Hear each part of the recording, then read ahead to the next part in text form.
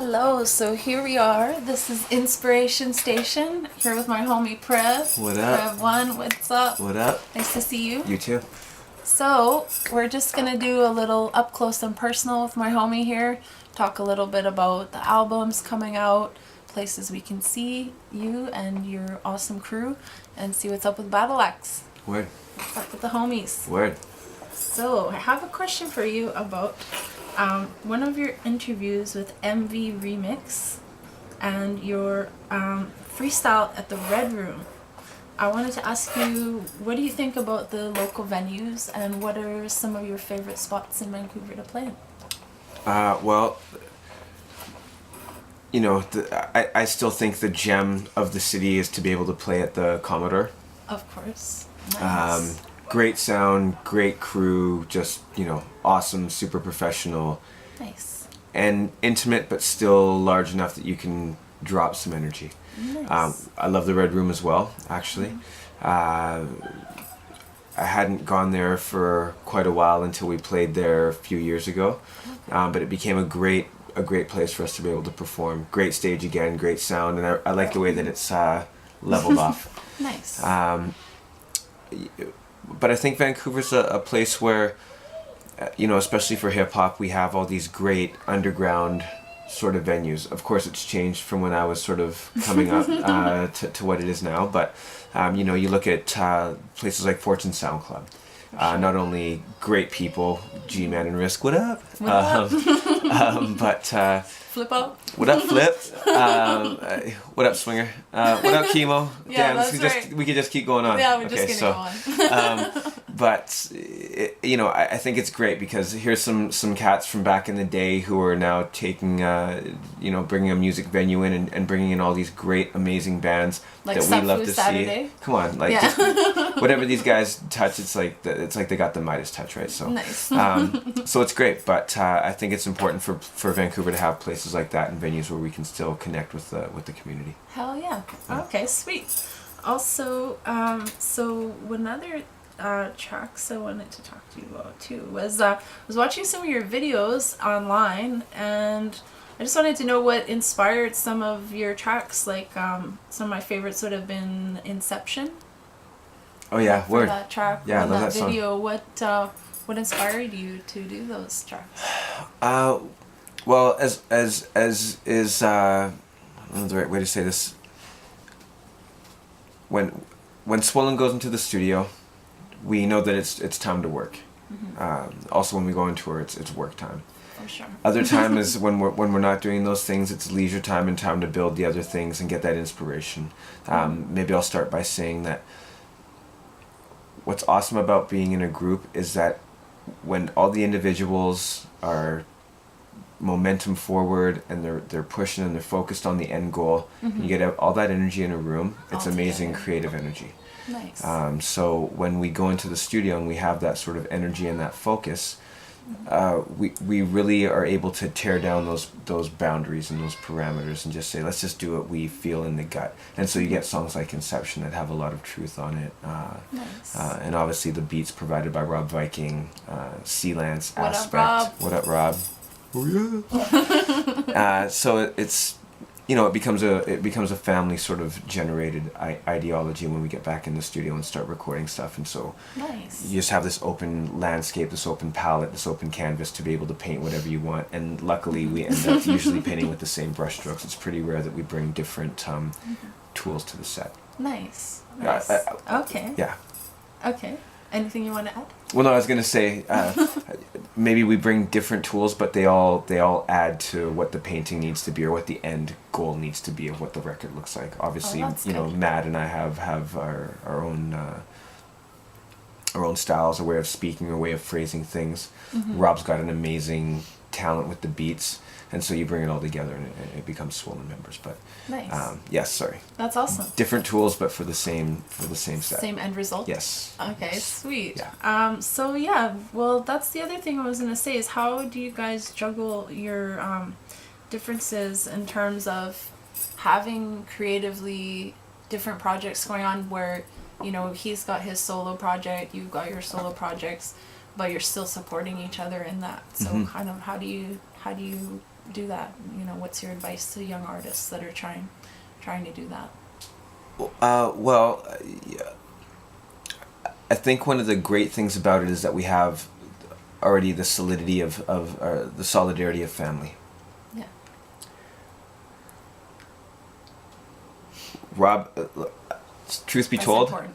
I mean that's number one. That's the key element. But truth be told, I'm so proud of Mad for what he's done, considering what he's gone through and what he's overcome. Right. So, inspiration wise, I look at what he's doing on the solo tip. I'm like, wow, that's it's admirable. It is. It's really quite amazing. I was listening for sure. Oh, it's crazy. I mean, we all know he's. What's up, Mad? What up, Mad? Of course, we know Mad's just crazy with the verses. Lyrically. Yeah, I mean, forget it, man, right? For sure. At times, often it's a little tricky being in a group with Mad on the lyrical side of things, because I'm like, He damn, goes man, over really? the top, You're just gonna spit that shit? Am I okay to say shit? I'm like, you're spitting gonna that get shit? to I say gotta something now, no. or- I mean, it's just like, how do you even, you know, you're just trying to hang in the realm, right? But Yeah. again, with that balance, and I'm gonna get a little off topic here, but. Okay. With that balance, and we've had this conversation lots of times, is Matt is so inspirational in the studio and on stage. I like to think that I bring my own element to the studio, and I am cognizant of the fact that I love being on stage. Yeah. So, like any good group or any great working relationship, you balance each other. That's, by the way, And- my favorite song. Balance? Yeah. That's old school. That's old school. I'm old school. What can I Word. say? Yeah. Yeah. Okay. Word. And to the young kids that are coming up doing it, just practice. Be homies with your homies. Stay down with each other. Allow everybody their creative freedom, because that's how you discover what is going to come out of you. If we all dress the same, it would be a boring world. Or all, ate the same food, whatever. Maybe celebrate the cliche, differences and yeah, exactly. be happy about your differences. And Totally. If your try homie to- wants to rhyme double time, Let and that's him his do thing, it, let yeah. him do his thing. But let him get good at it and really hone his craft, or his or her craft. Yeah, for sure. If the other homie wants to do something more methodical, let them do their thing. Nice. But encourage them to be as good at it as they can be. Okay. Word. I like that. Word. So what about the battling scene? Because I have to say, some of my favorite stuff that I heard from you was like underground stuff that was like a battle that I can't even find on the internet anymore, that like I just randomly stumbled upon. How did you, so to speak, earn your stripes, and how did you feel about that whole side of hip hop that's very aggressive, where you kind of are there to tear each other down verbally in a funny way, or how did you work your magic on everybody to get to where you are? How do you think that worked for you? Well, I mean, I grew up in Victoria, Okay. right, with Moke and Sound Advice, so T-Double, Dubnut 1 and Degree. Okay. What up, Mocha? What up, M.O.? M.O. So Victoria's small. You've been to Victoria. It's small, especially back in the day. There was, if you were into Everybody knew everybody. yeah, if you were trying to do your thing, you were really trying to practice. Whether it was b-boying, b-girling, DJing, graffiti, rapping, you were really just trying to hone your skill. For sure. And so, early on, you start as a writer, and then you start freestyling and just getting your groove for it. But it really hit for us around, 92, maybe late 91, 92. Whenever inner city griots came out, the Freestyle Fellowship album, whenever that came out, and Far Side's album, maybe was it as late as 93? Yeah. Maybe 92, 93. Was that when your first album came out, or when was? No, the first Swollen album came out in 99. But these were the guys that we took the inspiration from the West Coast, as far as The Roots and all that stuff. well, the Roots. When I think of it, I go back to the days of someone like a Master Ace. Nice. That's what was going to be my next question. Okay. Okay. So Who did you take the most influence from, like, growing up? Would it be people like that, like Master Ace? I mean, that's my generation, right?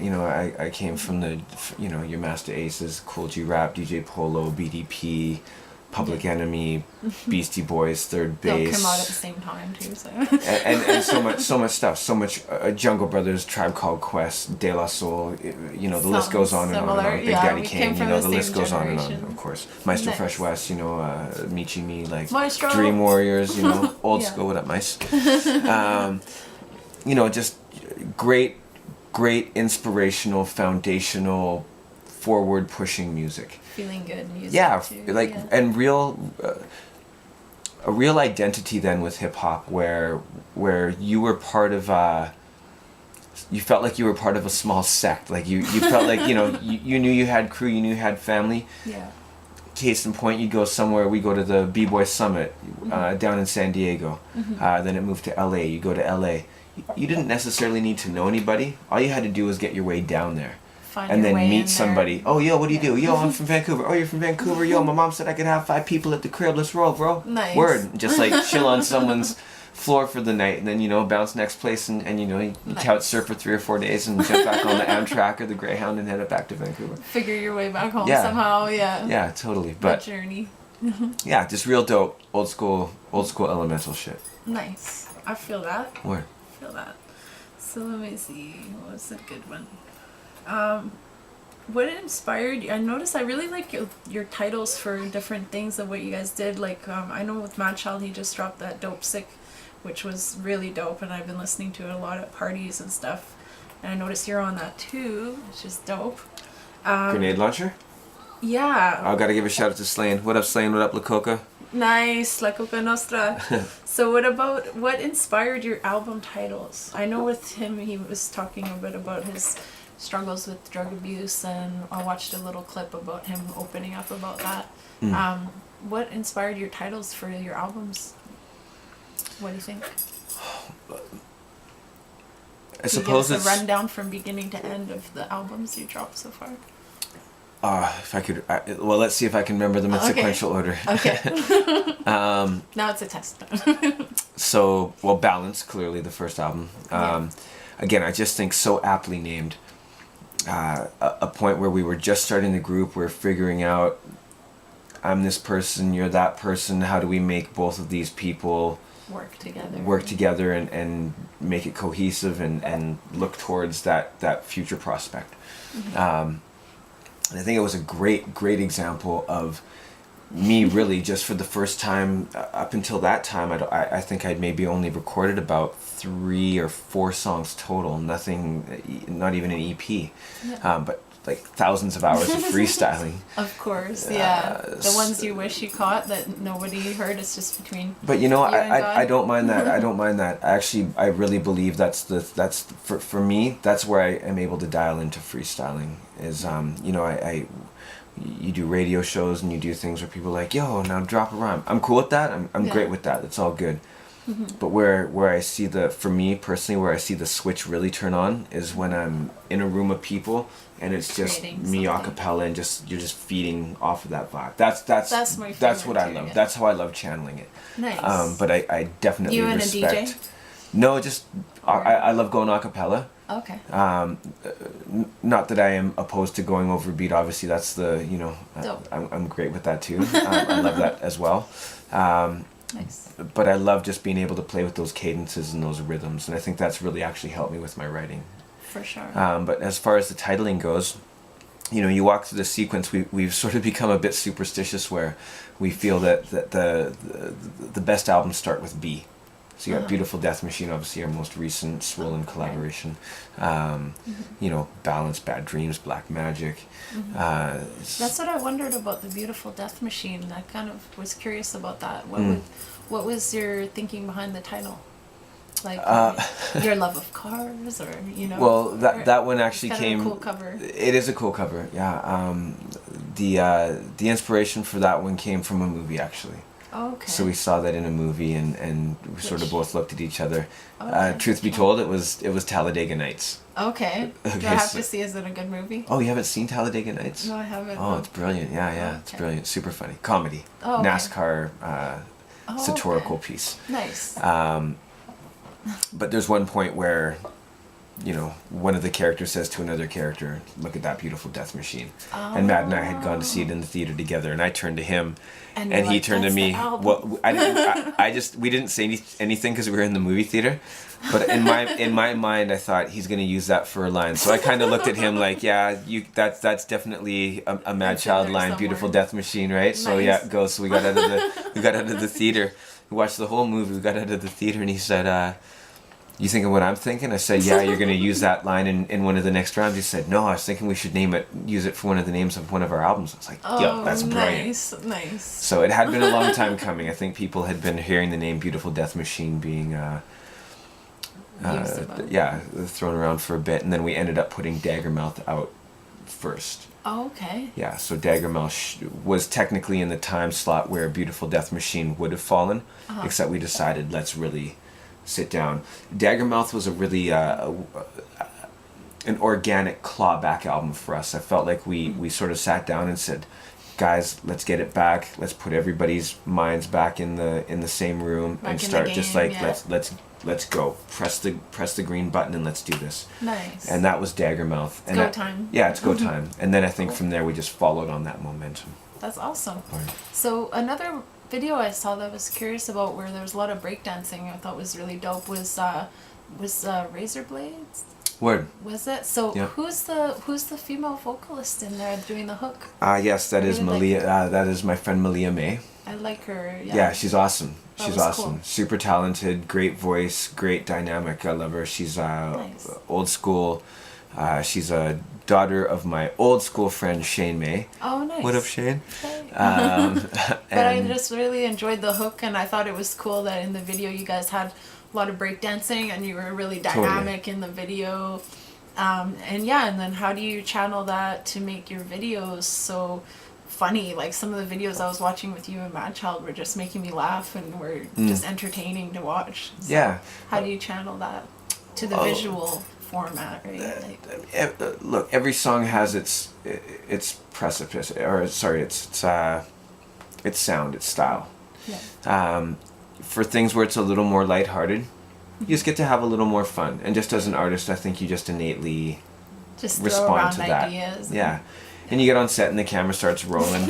And this is where it all actually comes down to great directorial work, is where the director is able to say to you, Do this. "Guys, a little too heavy, lighten it up." You know, they're maybe not saying I need a specific movement or this to camera or anything.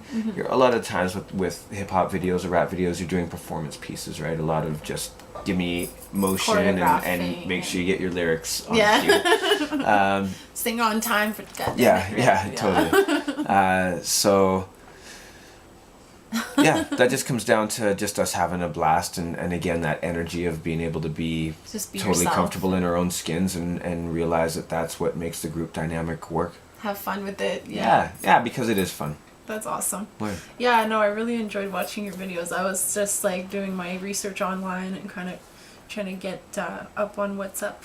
It's good with you guys. So, when can we see your next show? When and where? Do you have anything coming up that we should look out for? I don't know when the next Vancouver show is going to be. Okay.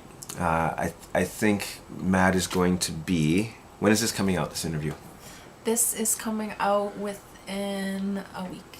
Okay, so about 4 days after you see this. Okay, and 4 days after you see this. Matt should be en route to do the Warped Tour Warped in Tour. the States. Skateboarding. Nice. And so I think the next Swollen show is on the 10th of August. 10th of August? Yeah, and then Okay. we've got a European tour lined up for September. Nice. Yeah. Germany, right? Germany, Switzerland, Sweden, Austria, a couple more Nice. places that I haven't seen the full schedule yet, but Sweet. always fun. That's Yeah. awesome. Word. So where's this one that's coming up that you said? August 10th? Yeah. I'm not sure. You're not sure? Okay. I just know it's August You'll 10th. see him somewhere. You'll see him somewhere. I like the anticipation of surprise. Okay, the element of surprise is good. We don't know. We'll keep you posted though. You'll see me come up on there and be like, "Here's over here." So okay, and then I was also noticing that you have a lot of work that you do with charity, which I think was really nice to watch your interview about the Prevail. Oh, cool. Thank you. And I thought that was interesting that you're doing, work with good causes, and you know, who inspires you in terms of like philanthropy work, and like, you know, like what inspired you to do that work with that family that you were talking about? Well, first off, philanthropically, there's quite a few people, but Okay. I really look at someone like Richard Branson. Okay. Just not only a creative genius, obviously a business genius, but such a community caregiver as well, which I believe is just amazing, especially when you're able to get to that level, self-made. You've grinded, you've been through it, and you've built something, and yes, you're still building jets that can fly into the stratosphere and do all sorts of amazing things, but at the same time you're able to help and heal people and create encouragement and inspiration. I think that is paramount. Nice. So for myself, I take cues from people like that, actually. Nice. You know, and I think there's something about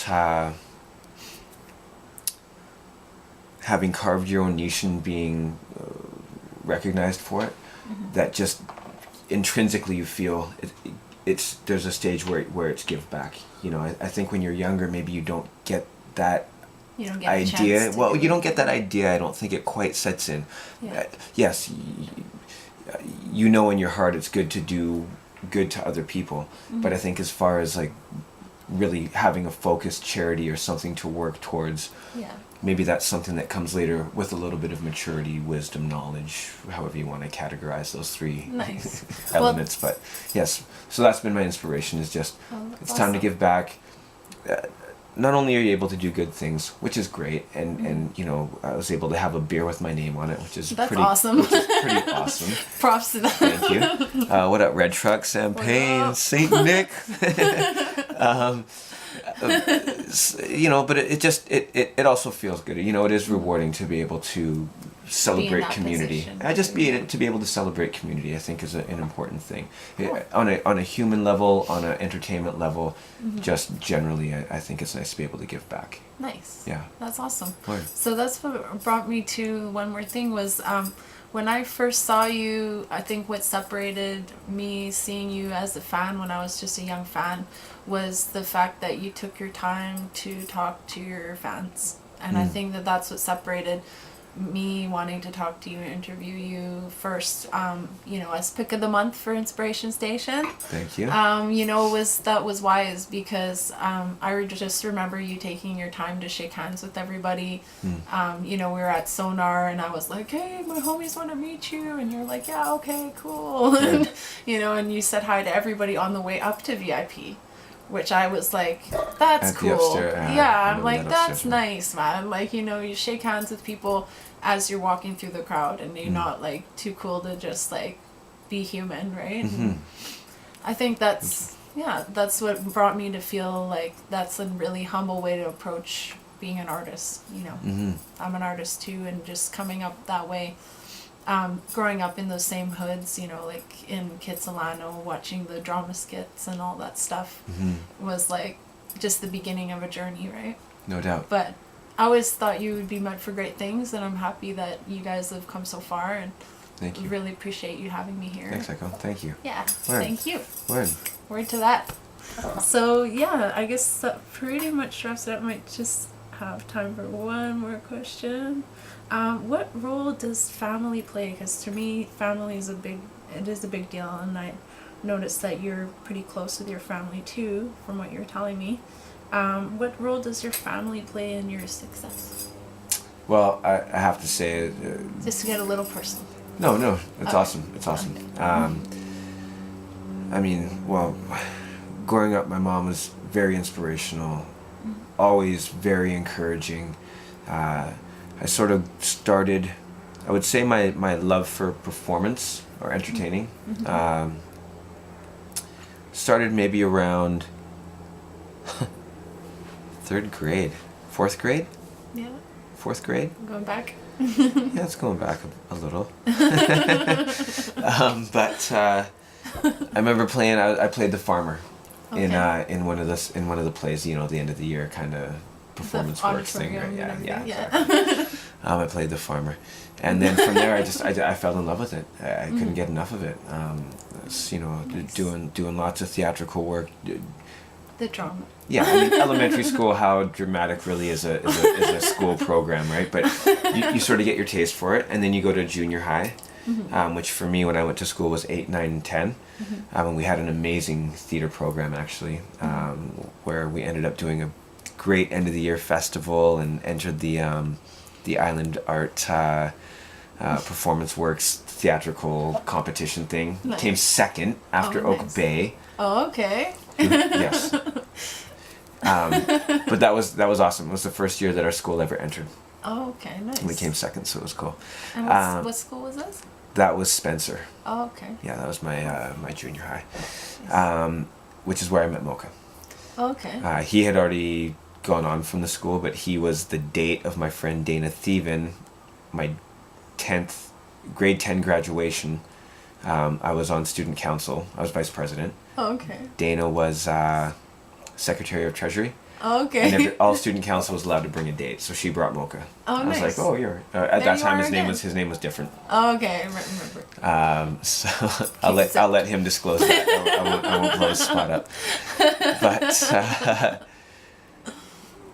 yeah, so I fell in love with theater there, and then continued it through high school, and then just at the midway of junior high, I sort of started realizing, wow, I love poetry, I love theater, I can put all this stuff together, Nice. and this hip hop is It's pretty what you fun. love. Yeah, Nice. and dynamic, right? So since we're talking about Mocha only, I wanted to say shout out to Mocha too. What up, what's M.O.? up? M.O. Yeah, he's became a friend of mine too for a short time, and I just realized one thing that I thought was cool about you guys too is this the comedy. The guy makes me laugh. He's hilarious. Like you guys just have such a way of just being fun on stage, and I think that's the cool part about the Battle X crew is just like the comedy, the lightheartedness, Totally. the funny, take it easy, just be yourself For sure. attitude, right? For sure. But at the same time, take your craft seriously. Yeah, don't take yourself as a joke, but be cool with your homies, be down with your homies. Have to be. So. Yeah. So I guess that wraps it up for tonight. But I hope you guys tune in and check out the show when you're gonna see Prev on August 10th. Word. Tune in. Peace.